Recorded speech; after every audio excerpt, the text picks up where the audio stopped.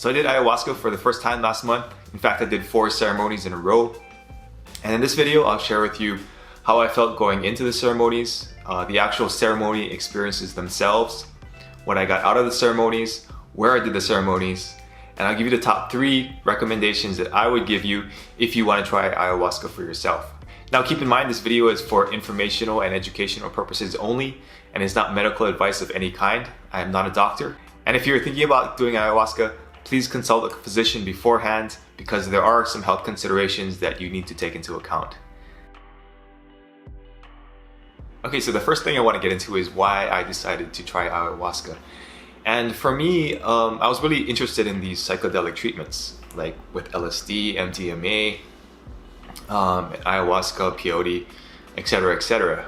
So I knew that I studied all the research. I saw that these substances can really have a therapeutic effect for people with PTSD, people with addictions, disorders, and just regular people who want to upgrade their mindset and just be overall happier. So as I was looking through these different treatments, ayahuasca came up as the one that you could do legally, in Central South America, perfectly legal.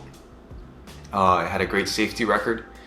You don't get too many issues with it unless people ignore the doctor's orders in terms of interactions with prescription medications and things like that.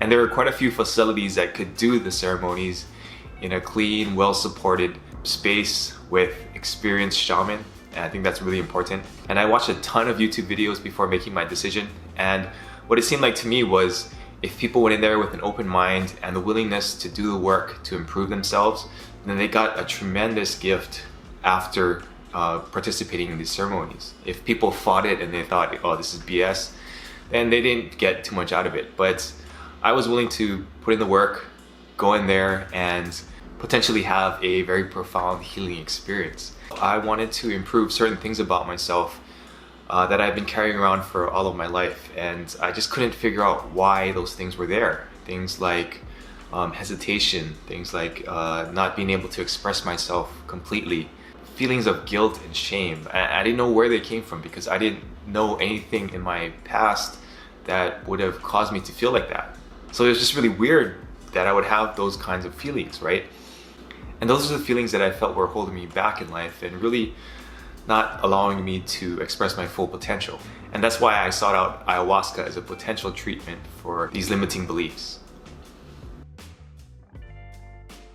Alright, so was I nervous on the first night? Yeah, I was nervous. I didn't know what to expect. I had watched all the YouTube videos, but everybody said that you can never predict what's going to happen on each of these ayahuasca journeys. So I was open to whatever I needed to be shown, but at the same time it was a little nerve-wracking not to know what was going to happen. But the attitude I had was, I'm there, whatever's going to happen is going to happen, and I was open to the entire experience. And I think that the most important thing that I was told before I went into the ceremony was that just remember that whatever's coming is going. So if something scary comes up, just realize that this is a trauma or some sort of fear that is passing out of your body, and there will be a point where that trauma is gone and you will feel a lot better.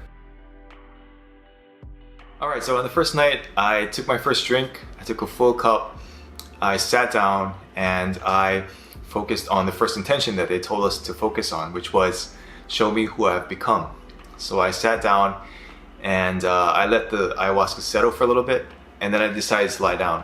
I lay down and I felt this pressure on my forehead, and it was as if somebody was putting their hand like this, and I felt that for a while, and I didn't know what that was. I didn't think much of it at first. Initially I was looking for like the colors and the visions that everybody talks about, and other people in the room were throwing up, they were laughing, they were crying, and they were obviously starting their journey, but I didn't feel anything. So I was actually a little frustrated. I was playing with the pressure band here, and I decided, okay, maybe I could take it off. So I did this physically, and the pressure actually went away for a little while, but then it would come back again. So I'd do it again, I'd do it again. It kept on coming back. So maybe I pulled it down, same thing, it just kept on coming back. So I was like, okay, there's something to this, but I'm not sure what it is. So I sat around after the first drink trying to figure that out. I couldn't figure it out, and they called for the second drink. So I went up for the second drink, took another full cup, and then I sat back down, and I still felt the pressure there. So I decided to focus on, is this a positive thing or is it a negative thing? So I was told that it's a positive thing. So I said, okay, instead of trying to take this thing off, maybe I should build it up, and if it's a positive thing. So I focused on it. It started to build. I felt it come up like this, and then the pressure slowly spread this way also. And it felt like a crown. So I asked, is this a crown? And I was told yes. So I went through a few different things. I thought like gold crown, silver crown. And then I remembered that Lee McCloskey was talking about pumas as his spirit animal in his talk earlier during the day. So I said, okay, is this a puma crown? And then boom, like I saw the image of the puma here, the puma head, and the two paws here. And then I saw the colors, and that's when things really started to open up. So the answer to show me who I've become was someone who has these gifts in the form of this metaphor of a crown. And I'm always trying to take them off, or I'm not taking full responsibility of my gifts and stepping into my power. And that was the lesson for that part of the journey. So the next thing that they tell you to focus on is merge me with my soul. And that seems like a pretty tall order, but I focused on it anyway. So I just focused on merge me with my soul, merge me with my soul.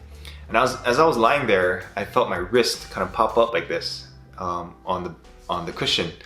And I distinctly felt a ball of energy underneath my wrist. And then I was told to hold it to my heart. And then after I held it there for a while, then she said, okay, it's done. So I was like, oh, is that it? It can't be that easy, can it? And she said, yes, it can. So, okay, cool, 2 out of 3. So then I focused on the third one. The third one is heal my heart. And I wasn't really getting anything with heal my heart. So I asked, okay, was my heart healed in that last step? And she actually said yes. So when I talk about she, I'm talking about Mother Ayahuasca. And some people have these, what they call consulta or consults, where you can ask questions to her and she will respond. So I was like, wow, I got all 3 of them the first night. I got them figured out. So where do we go from here? So I asked her a few questions, just random questions that I've been wanting to know about. Got some answers, which was really cool. Then towards the end, she laid out this plan for me. She said, tomorrow night, you're gonna ask me about past lives. Then you're gonna ask me about your business. And then finally, you're gonna ask me about friends. So I was like, oh, okay, that's great. I have a plan in front of me. So I started asking more questions because we've had more time. I got some pretty cool answers. One of them was one of my past lives. And I didn't believe in past lives before doing these ceremonies, but just before I did the ceremony, I read a book called Many Lives, Many Masters. And that really convinced me that, past lives could be a thing. And that's what I saw in my ayahuasca journey. And she told me on the first night that in one of my past lives, I was this guy named Jim in the UK. I was a famous race car driver, and the number 19 had something to do with my career. So it was a really cool night, and I was really looking forward to the next night. Okay, so night 2. So in the previous night, she had told me to ask about past lives, and I got a little glimpse of one of my past lives on the first night, but on the second night, I really decided to dig into it. So I took my first cup, I lay down, and I was focused on past lives, and I wasn't getting anything. Again, it took me a while to really start to get into the flow, get into the experience. And what I found was that I needed to focus on my interests. So I was wondering why my interests, right? Something told me to focus on my interests. So I was focusing on that. I initially focused on archery, and that was the big trigger. Once I focused on archery, I got this picture of this other guy and me in a past life, and we were best friends, and we liked to hunt, and we raised our families together. And as I started to go down that rabbit hole, I realized that was the spirit of my father, right? My dad's still alive right now, but apparently we have been reincarnated in past lives many times and very closely. So we went through all those past lives, and it was really interesting to see what had happened in those past lives. And I got to see the death of my spirit, or the body that my spirit was in, and my dad's body, or the body that his spirit was in. And it was a really interesting journey. And the most amazing one was, supposedly we were cavemen back in, in prehistoric times, and he and his wife had adopted me. I was an abandoned child, and then he was the leader of this village. And there was this one scene where we went on a hunt. I don't know what we were hunting, but we went on a long hunt in the moonlight. We had our spears and our clubs, and we were running after this animal. And we caught the animal, and we brought it back to the village. And it was just a huge, very surreal, amazing experience. And I have no way of telling if that ever happened or if it was real or not, but it looked real to me. And it was just a beautiful scene with the moonlight and just running through the fields. And it was truly an amazing experience. So there were about 4 or 5 of these past lives that I went through. And then once that was done, it was actually still pretty early. It was about 10:30. The ceremonies started at, I believe it was 6:30, and then they went to midnight or 1 p.m., right? Or 1 a.m. And I had finished up at around 10:30 on the second night after these past lives, and seeing myself in these other scenarios. So at that point, I just got up, and I was sober. I was sober as a judge, just walking around and seeing everybody else go through their experience, which was really cool. And at that point, Mother Ayahuasca said, you've learned everything you need to learn tonight, so just spend some time with yourself, and you rarely get to be with yourself and think about your own thoughts. So go outside and walk around and do that, and I'm gonna go help some other people. So I was like, all right, cool. So, I got up super sober. I was just walking back and forth outside, observing people. And it was a really mellow night, and I had a really good sleep that night. Okay, so the ceremony in the third night was the most beautiful of all the ceremonies. It was simply amazing. And the third night had a female shaman and all female helpers, so it was called Ladies' Night. And there was a very feminine, protective energy in the Maloka that night. I ended up drinking 2.5 cups just because I felt that I needed a little bit more of a boost that night. And this was probably the most profound night of all the nights, because this is where I've truly felt this idea of universal consciousness or God or whatever you want to call it.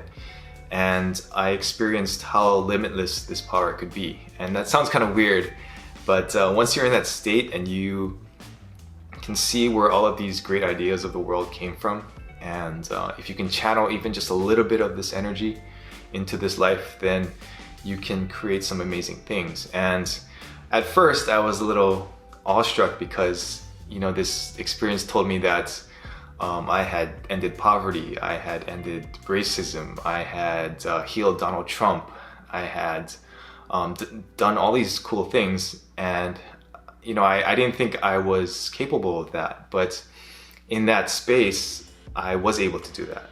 And then once I started to come down from the experience, then I realized, okay, that was something that could be achieved there, but in this body, in this human form, it's going to take a lot more work than to just think about it, right? And that was an interesting experience, because I started to realize things slowly, like, oh, okay, maybe I can't heal Donald Trump in this body. Maybe I can't cure racism just like with a snap of a finger, right? And I got the distinct lesson that I can do it in this human body, but it's probably going to take a lifetime to do. And another thing I experienced on the third night was a lot of purging. There's different kind of purging. They say you can purge by throwing up, you can crap it out, you can laugh, you can cry, you can yawn, and you can shake. And what you're purging are negative emotions or trapped emotions that are in your body. So when you throw up in the bucket, they tell you to ask what you threw up, right? And that sounds really strange, obviously, but it does work. And some people throw up and they ask what it is, and they were told that it was shame or self-doubt or self-hatred. And these are the kind of things that are purged out when you throw up or you yawn or you do any of these other forms of purging. On this third night, I was getting a lot of yawning and a lot of shaking. So I would just yawn really deeply, like that, and then just blow something out. It was just weird. I've never yawned like that before, but that was the purging coming out.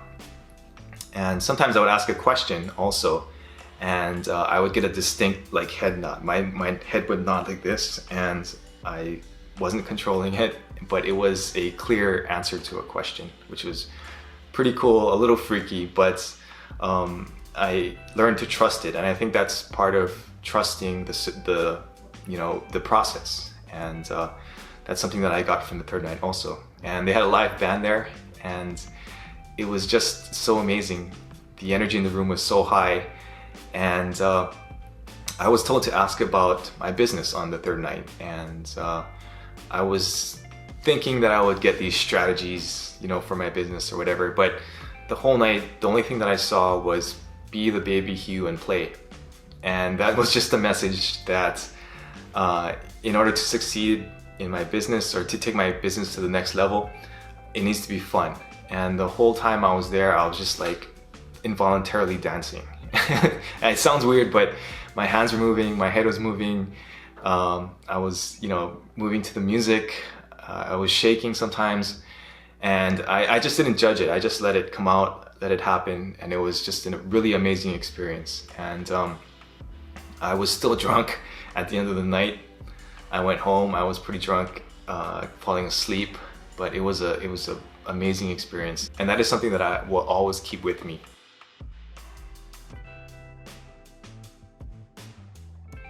All right, so the fourth night was the roughest night for me, and I kind of reluctantly say that because there were other people who had way worse experiences than I did. I actually had a very, very pleasant experience. But the fourth night was the toughest for me just because I felt uncomfortable. I took the first drink and it just tasted awful. Like, I just did not like the taste. It was a different brew of ayahuasca called yahe, and they do it in Colombia a lot. And it's supposed to be very purgative, so it's gonna flush all the things out, right? And so I took that first drink, sat down, and I just felt uncomfortable. And the whole night I just fought not throwing up. I said, don't throw up, don't throw up. And there were points during the night where I would fall asleep and then wake up again, fall asleep. And I was just kind of in and out of this uncomfortable state. And this ceremony went all night. So it went from, I think it was 7 to about probably like 6 in the morning, right? So it was a long ceremony. And at the end, they had this blessing, and it was this beautiful blessing where they had these leaves and they would shake it on you, and they would chant, and they would blow this alcohol on you to cleanse you. And it was just a great ceremony to watch. But even at that point, I was feeling so sick, and I actually got up. I was called by a shaman to go up into the healing circle to get my healing. I went into the circle, sat down, and immediately felt like I wanted to throw up. So crawled back to my bed. I stood over the bucket for a little bit, and nothing came out. And I got the distinct feeling that I need to go to the bathroom. So I went to the bathroom, and I actually crapped and threw up at the same time. But what was really interesting was that once I threw up in the bathroom, I felt like my throat was clear, like I could speak again. And my voice had this very resonant frequency. So the whole time I was in the bathroom, I was just going like, because my voice felt so much better than it had ever felt before. And it was just an amazing thing. So I just, I washed myself off, got out of the bathroom, went back into the healing circle, and got my healing. And I felt so much better after they did all the healing rituals on me. But after the healing, something weird happened. I felt really sad, and I actually started to cry. And I didn't know why. So I kept on crying and crying, and they would have the closing circle where the shaman would talk about where to go from here, what are the next steps. And the whole time I was just so sad, and I could not figure out why. And then at some point, I realized that it had to do with a past life. There was something in my past life that I needed to apologize for. And as it turned out, the people that I needed to apologize to were actually there with me in that room. And I know that sounds crazy, but their reincarnated spirit were in these new bodies that were a couple of my co-participants in this ceremony. And once I realized what I did, what happened, it's all started to come back to me. And then I felt so sad. And once I went over to these people and apologized and told them what I saw as far as what I did, or at least what my spirit did to them in a past life, I guess you could call it karma. Once I apologized to them, this gigantic weight was lifted off my shoulders. It was like, it was the most amazing thing. And I wouldn't have believed it if I didn't feel it. That feeling of sadness was so deep and so profound that there was no other way that it could have come from anything other than that past life. And again, I know this sounds really crazy, but that's what I felt. And a little later in this video, I'll get into the benefits of these ayahuasca ceremonies, and I will tie them back into this one incident. Okay, so before I talk about the tangible benefits that I got from this experience, I just wanted to really quick go over where we went. My wife and I went to Rhythmia. We did the ayahuasca ceremonies there. There were 4 different shaman, and the whole program is just so well integrated with the food and the colonics and the massage and the breath work along with the ayahuasca. And they really complement each other well. And I believe that this synergy of these different types of treatments really does help you have a more profound experience. And I've spoken to a couple people, and I saw a couple of videos online where people have done ayahuasca ceremonies, in the jungle or at somebody's house or whatever, and they've done it 5, 6, 7, 10, 20, 30 times, and they said that Rhythmia was their best experience. So I would highly recommend going there if you want to try ayahuasca. And it's a very clean environment. It's a luxury resort as opposed to trekking through the jungle and having to, be bit by mosquitoes and sleep on the floor and all that stuff. So I would highly recommend going there. And when you break down the price of how much it costs, it's actually not very expensive. So shout out to Rhythmia. I had the chance to talk to Jerry, the founder, for a little bit. Super cool guy, really cares about your healing, and he's designed an amazing program there.